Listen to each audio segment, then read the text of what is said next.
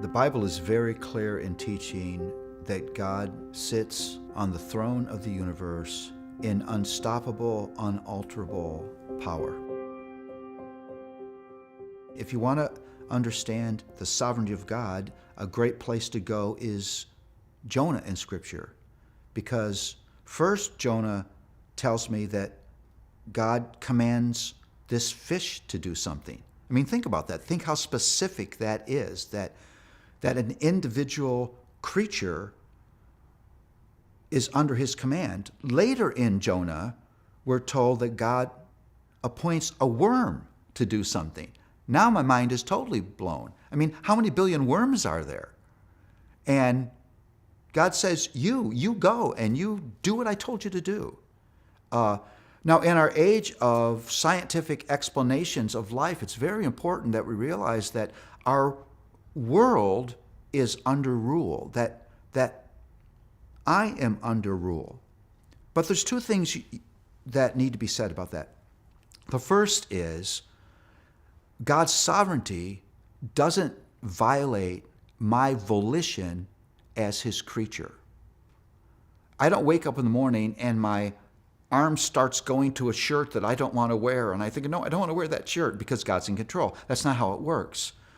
The theological way of saying this is God accomplishes his sovereign plan through the true volition of the secondary agent. In other words, the way God works out his plan is through my choices. So it's never, is God sovereign or am I responsible? The answer is yes, both. Because it's my responsible choices that are the means by which he accomplishes his sovereign plan. That's a mind-blowing and beautiful thing. The second thing is, when you think of the sovereignty of God, you would often think that this is one of his transcendent qualities, that he's off there, he's the great chess player in the sky.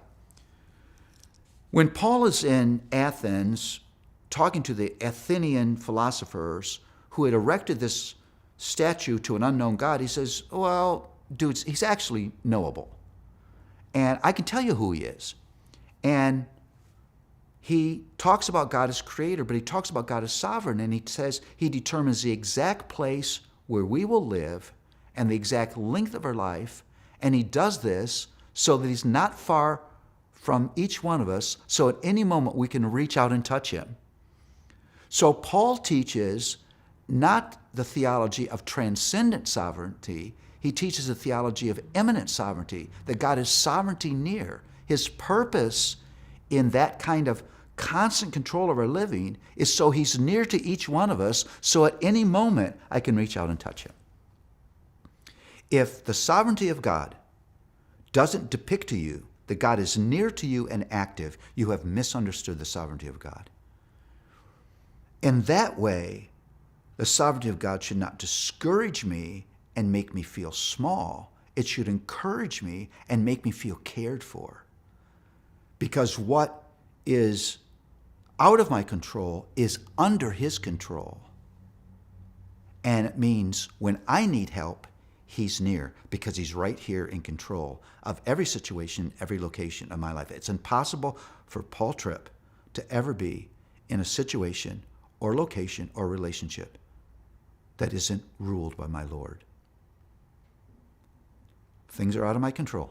I have such little sovereignty I can't keep a hold of my keys. But God is sovereign, and I rest in his care.